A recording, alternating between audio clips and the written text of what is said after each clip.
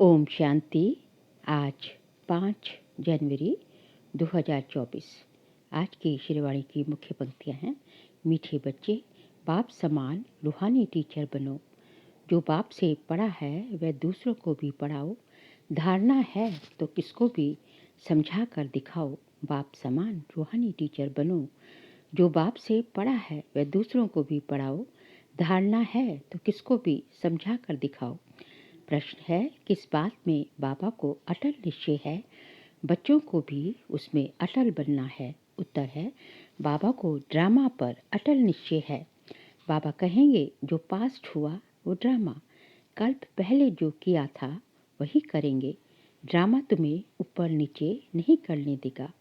परंतु अभी तक बच्चों की अवस्था ऐसी बन रही है, इसलिए मुख से लेकिन अभी तक बच्चों की अवस्था ऐसी बनी नहीं है, इसलिए मुख से निकलता ऐसे होता तो ऐसे करते, पता होता तो ये नहीं करते। बाबा कहे बीती को चेताओ नहीं, आगे के लिए पुरुषार्थ करो कि ऐसी कोई भूल फिर से ना हो। ओम शांति। रूहानी बाप रूहानी बच्चों को बैठ समझाते हैं। बाप खुद कहते हैं, मैं जब आता हूँ तो किसको पता नहीं पड़ता, क्योंकि मैं हूँ गुप्त। गर्भ में भी जब आत्मा प्रवेश करती है तो प्रवेश होने का मालूम थोड़े ही पड़ता है। तिथि तारीख निकल ना सके, जब गर्भ से बाहर निकलती है तब वह तिथि तारीख निकलती है। तो बाबा की प्रवेशता की तिथि तारीख का भी पता नहीं पड़ता। कब प्रवेश किया, कब रथ में पधारे, कुछ पता नहीं पड़ता। कोई को देखते थे तो वह नशे में चले जाते थे। समझा कुछ प्रवेशता है या कुछ ताकत आई है। ताकत कहाँ से आई? मैंने खास कोई जप तप तो नहीं किया। इसको कहा जाता है गुप्त। तिथि तारीख कुछ नहीं। सूक्ष्म वतन की भी स्थापना कब होती है ये कुछ नहीं कह सकते। मुख्य बात है मन मना भाव। बाप कहते हैं, हे आत्माएं, तुम मुझ अपने बाप को बुलाती हो कि आकर पतितों को पावन बनाओ, पावन दुनिया बनाओ। बाप समझाते हैं, ड्रामा प्लान अनुसार जब मुझे आना होता है तो चेंज जरूर होती है। सतयुग से लेकर जो कुछ पास हुआ सो फिर रिपीट करेंगे। सतयुग त्रेता फिर जरूर रिपीट करेंगे। सेकंड सेकंड पास होता जाता है, संवत भी पास होता जाता है। कहते हैं सतयुग पास हुआ, देखा तो नहीं। बाप ने समझाया है, तुमने पास किया है। तुम ही पहले पहले हमसे पिछड़े हो, तो इस पर गौर करना है। कैसे हमने 84 जन्म लिए हैं जो फिर हूबहू लेने पड़ेंगे, अर्थात दुख और सुख का पाठ बजाना पड़ेगा। सतयुग में होता है सुख। जब मकान पुराना होता है तो कहाँ से छत बहती है, कहाँ से कुछ होता रहता है, तो फुलना हो जाता है कि इसकी मरम्मत करनी है। जब बहुत पुराना हो जाता है तो समझा जाता है ये मकान रहने लायक नहीं है। नई दुनिया के लिए ऐसे नहीं कहेंगे, अब तुम नई दुनिया में चलने के लायक बनते हो। हर चीज पहले नई फिर पुरानी होती है। अब तुम बच्चों को ये ख्याल में आता है और कोई तो इन बातों को समझ ना सके। गीता रामायण आदि सुनाते रहते हैं, उसमें ही बिजी रहते हैं। तुम हम भी इन्हीं धंधों में बिजी थे। अब बाप ने कितना समझदार बनाया है। बाबा कहते हैं, बच्चे अब ये पुरानी दुनिया खत्म होने वाली है, अब नई दुनिया में चलना है। ऐसे भी नहीं सब चलेंगे, सब मुक्ति धाम में बैठ जाएं, ये भी कायदा नहीं, प्रलय हो जाए। तुम जानते हो ये पुरानी दुनिया और नई दुनिया का बहुत ही कल्याणकारी संगम युग है। अब चेंज होनी है, फिर शांति धाम में जाएंगे। वहाँ सुख की भासना की भी कोई बात नहीं। गायन है, यज्ञ में विघ्न पड़े सो तो पढ़ते रहते हैं, कल्प के बाद भी पढ़ते रहेंगे। तुम अब पक्के हो गए हो, ये स्थापना विनाश का कोई छोटा काम नहीं है। विघ्न किस बात में पड़ते हैं? बाप कहते हैं, काम महाशत्रु है, इस पर ही अत्याचार होते हैं। द्रौपदी की भी बात है ना, ब्रह्मचर्य है पर ही सारी ब्रह्मचर्य पर ही सारी खिटपिट है। सतो प्रधान से तमो प्रधान बनना है जरूर, सीढ़ी उतरनी है, पुरानी दुनिया होनी है जरूर। इन सब बातों को तुम ही समझते हो और सिमरन भी करते हो, और पढ़कर पढ़ाना भी है, टीचर बनना है। जरूर नॉलेज बुद्धि में है तब पढ़कर टीचर बनते हैं। फिर टीचर से जो सीख कर होशियार होते हैं तो गवर्नमेंट उनको पास करती है। तुम भी टीचर हो, बाप ने तुमको टीचर बनाया है। एक टीचर क्या कर सकते हैं? तुम सब हो रूहानी टीचर। तो बुद्धि में नॉलेज होनी चाहिए। ज्ञान तो बिल्कुल एक्यूरेट है मनुष्य से देवता बनने का। अभी जितना तुम बच्चे बाप को याद करते हो तो लाइट आती रहती है। मनुष्यों को साक्षात्कार होता रहेगा क्योंकि आत्मा प्योर बनेगी ही याद से। फिर किसको साक्षात्कार भी हो सकता है? बाप मददगार भी बैठा है। बाप हमेशा बच्चों का मददगार है। पढ़ाई में नंबरवार है। हर एक अपनी बुद्धि से समझ सकते हैं मेरे में कितनी धारणा है। अगर धारणा है तो किसको समझा कर दिखाओ। ये है धन। धन देते नहीं तो कोई मानेंगे भी नहीं कि इनके पास धन है। धन दान करेंगे तो महादानी कहेंगे। महारथी महावीर बात एक ही है। सब एक जैसे तो हो न सके। तुम्हारे पास कितने आते हैं? एक एक से बैठ माथा मारना होता है क्या? वो लोग अखबार द्वारा बहुत बातें सुनते हैं तो बहुत चमकते हैं। फिर जब तुम्हारे पास आकर सुनते हैं तो कहते हैं हमने परमत पर क्या किया। यहाँ तो बहुत अच्छा है। एक एक को ठीक करने में मेहनत लगती है। यहाँ भी कितनी मेहनत लगी है। फिर भी कोई महारथी, कोई घुड़सवार, कोई प्यादे। ये ड्रामा में पार्ट है। ये तो समझते हो आखिरी जीत तुम्हारी होनी है। जो कल पहले बने थे वही बनेंगे। पुरुषार्थ तो बच्चों को ही करना है। बाप राय देते हैं समझाने की कोशिश करो। पहले तो शिव बाबा के मंदिर में जाकर सर्विस करो। तुम पूछ सकते हो ये कौन है, इस पर क्यों पानी चढ़ाते हैं? तुम अच्छी तरह जानते हो। कहते हैं गई टांडे पर आग लेने और मालिक होकर बैठ गई। ये दृष्टांत भी तुम्हारा है। तुम जानते हो जगाने के लिए। तुम जाते हो जगाने के लिए। तुमको निमंत्रण देकर बुलाते हैं तो ऐसा निमंत्रण आए तो खुशी होनी चाहिए। काशी आदि में बड़े बड़े टाइटल देते हैं। भक्ति में कितने ढेर मंदिर हैं। ये भी एक धंधा है।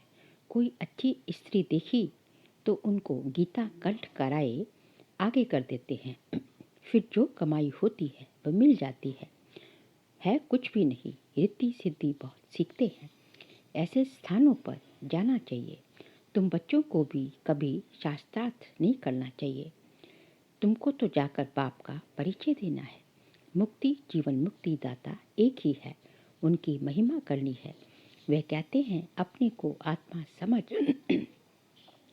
मुझे याद करो। बाकी मन मना भव का अर्थ ये नहीं है कि गंगा में जाकर स्नान करो। मामे कम का अर्थ है मुझ एक को याद करो। मैं प्रतिज्ञा करता हूँ मैं तुमको सब पापों से मुक्त करूँगा। जब से रावण आया है तब से पाप शुरू हुए हैं।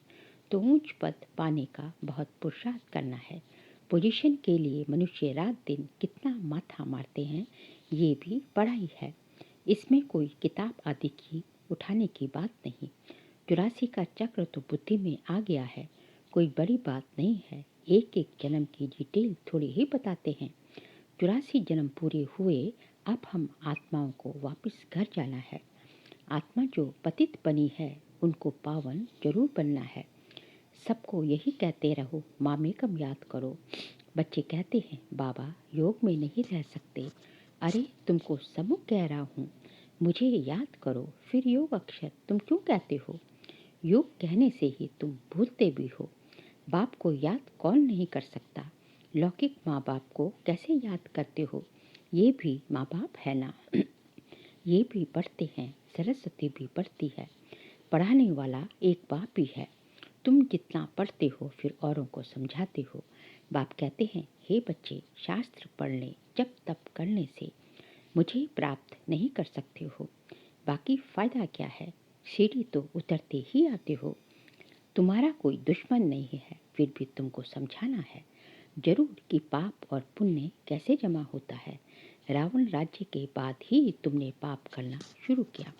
ऐसे भी बच्चे हैं जिनको नई दुनिया नई पुरानी दुनिया क्या है ये भी समझाना नहीं आता है। अब बाप कहते हैं कि बेहद के बाप को याद करो वही पतित पावन है। बाकी तुमको कहाँ भी जाने की जरूरत नहीं है। भक्ति मार्ग में सदैव पैर घर से बाहर निकलता था। पति स्त्री को कहते हैं, श्री कृष्ण का चित्र घर में भी है, फिर बाहर क्यों जाती हो? क्या फर्क है? पति परमेश्वर है, इसको भी नहीं मानते। भक्ति मार्ग में बहुत दूर दूर ऊंचा मंदिर बनाते हैं जो मनुष्यों का भाव बैठे। तुम समझाते हो मंदिरों में कितना धक्का खाते हैं। ये एक रस्म पड़ी है। शिव काशी में तीर्थ करने जाते हैं, परंतु प्राप्ति कुछ भी नहीं। अब तुमको तो पाप की कीमत मिलती है। तुमको कहाँ भी जाना नहीं है। पतियों का पति परमेश्वर वास्तव में वह एक ही है जिसको तुम्हारे पति काके मामे सब याद करते हैं। वह है पति परमेश्वर अथवा पिता परमेश्वर। वह तुमको कहते हैं, मामे कम याद करो तो तुम्हारे विकर्म विनाश होंगे। तुम्हारी ज्योत अब जग रही है तो तुम्हारे से मनुष्यों को लाइट देखने में आती है। तो बच्चों का भी नाम बाला होना चाहिए। बाप बच्चों का नाम तो बाला करते हैं ना। सुदेश बच्ची समझाने में बड़ी तीखी है। पुरुषार्थ बहुत अच्छा किया है तो पुरानों से भी आगे गई है। इसमें भी ज़्यादा पुरुषार्थ कर आगे चली जाएगी। सारा मदार पुरुषार्थ पर है। हार्ट फेल नहीं होना चाहिए। पिछाड़ी में आया तो भी सेकंड में जीवन मुक्ति पा सकते हैं। दिन प्रतिदिन ऐसे बहुत निकलते रहेंगे। ड्रामा में तुम्हारा विजय का पाठ तो है ही।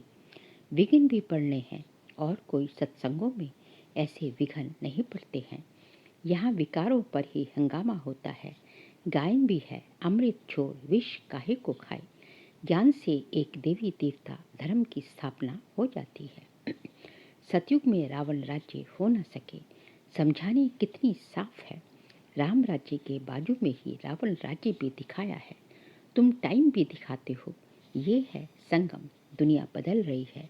स्थापना पालना विनाश कराने वाला एक बाप ही है बहुत सहज, परंतु धारणा पूरी होती नहीं और सब बातें याद रहती हैं, बाकी ज्ञान और योग भूल जाता है। तुम ऊंचते ऊंच भगवान की संतान हो। दिन प्रतिदिन तुम सॉल्वेंट होते जाते हो।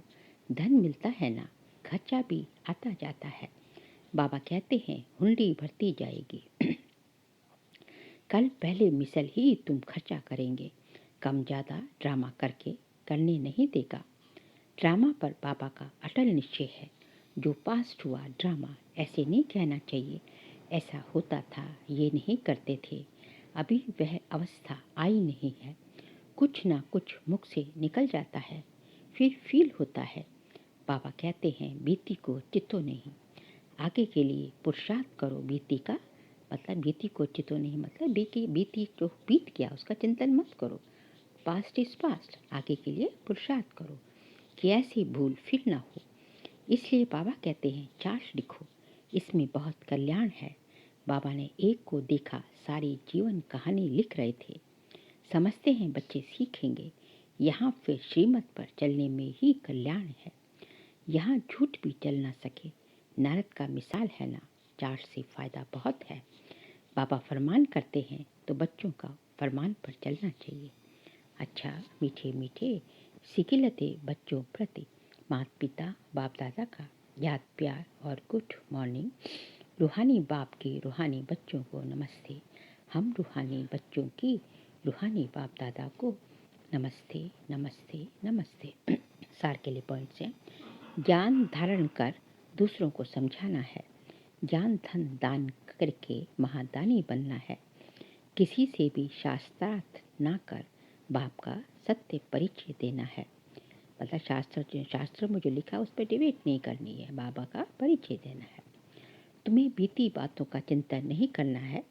ऐसा पुरुषार्थ करना है जो फिर कभी भूल ना हो। अपना सच्चा सच्चा चार्ट रखना है। आज का बाबा का वरदान है, योग द्वारा ऊंची स्थिति का अनुभव करने वाले डबल लाइट फरिश्ता भव। योग द्वारा ऊंची स्थिति का अनुभव करने वाले डबल लाइट फरिश्ता भव। आप राजयोगी बच्चे योग में ऊंची स्थिति का अनुभव करते हो। हठ योगी फिर शरीर को ऊंचा उठाते हैं। आप कहाँ भी रहते ऊंची स्थिति में रहते हो, इसलिए कहते योगी ऊंचा रहते हैं। मतलब मन की स्थिति योगियों की हमेशा ऊंची रहेगी। आपके मन की स्थिति का स्थान ऊंचा है, क्योंकि डबल लाइट बन गए ना, और डबल लाइट बन गए तो लाइट चीज़ हमेशा कहाँ जाएगी, ऊपर चलती जाएगी, ऊपर उड़ेगी। तो इसलिए ऑटोमेटिकली आपकी स्थिति जो है, आपका स्थान ऊंचा बन गया। वैसे भी कहा जाता है कि फरिश्तों के पाँव धरनी पर नहीं होते। फरिश्ता अर्थात जिसका बुद्धि रूपी पाँव धरती पर ना हो, देभान में ना हो, पुरानी दुनिया से कोई लगाव ना हो। स्लोगन है, अभी दुआओं के खाते को संपन्न बना लो, तो आपके चित्रों द्वारा सबको अनेक जन्म दुआएं मिलती रहेगी। अभी दुआओं के खाते को संपन्न बना लो, तो आपके चित्रों द्वारा सबको अनेक जन्म दुआएं मिलती रहेगी। बाबा कह रहे हैं अभी जो है आपका खाता, दुआओं का खाता जो है वो भरपूर हो जाए। परमात्मा से दुआएं, ब्राह्मण परिवार से दुआएं, सबसे दुआएं बन लेके जो है दुआओं के पात्र बन जाओ, सबकी दुआएं लो। तो जो है अब जब आपका अभी जो है दुआओं का खाता जो है आप संपन्न बन जाएंगे उसमें, तो द्वापर से जो है अनेक जन्म जो है, द्वापर से जब आपके मंदिरों में जाकर लोग आपके देखेंगे, तस्वीरें देखेंगे, चित्र देखेंगे, तो आपके द्वारा सबको जो है दुआएं मिलती रहेगी। आपकी स्टैचू की, आपकी मूर्ति के आगे आते ही सब जो है एकदम तृप्त होते जाएंगे। और उसका जो है उसके लिए अभी जो है संगम पर जो है पुरुषार्थ अभी करना, संगम पर सबकी दुआओं के, सबसे पहले परमात्मा की और फिर ब्राह्मण परिवार की और सभी की दुआओं के पात्र बनना है। अब आगे जो है अव्यक्त साइलेंस द्वारा डबल लाइट फरिश्ता स्थिति का अनुभव करो। अव्यक्त साइलेंस द्वारा फरिश्ता स्थिति का अनुभव करने के लिए कभी अभी आवाज़ में आते, डिस्कस करते, कैसे भी वातावरण में रहते, सेकंड में सर्व संकल्पों को स्टॉप कर आवाज़ से परे न्यारे फरिश्ता स्थिति में टिक जाओ। अभी अभी कर्मयोगी, अभी अभी फरिश्ता अर्थात आवाज़ से परे अव्यक्ति साइलेंस की अनुभूति, अव्यक्त साइलेंस की अनुभूति। यही अभ्यास लास्ट पेपर में विजयी बनाएगा। अभी अभी आवाज़ में और अभी अभी आवाज़ से परे, अभी अभी जो है सबके बीच में रह के कर्मयोगी बन के काम कर रहे हैं, और अभी अभी फरिश्ता स्वरूप। तो बाबा कहते हैं यही अभ्यास आपको लास्ट पेपर में विजयी बनाएगा। अच्छा, ओम शांति।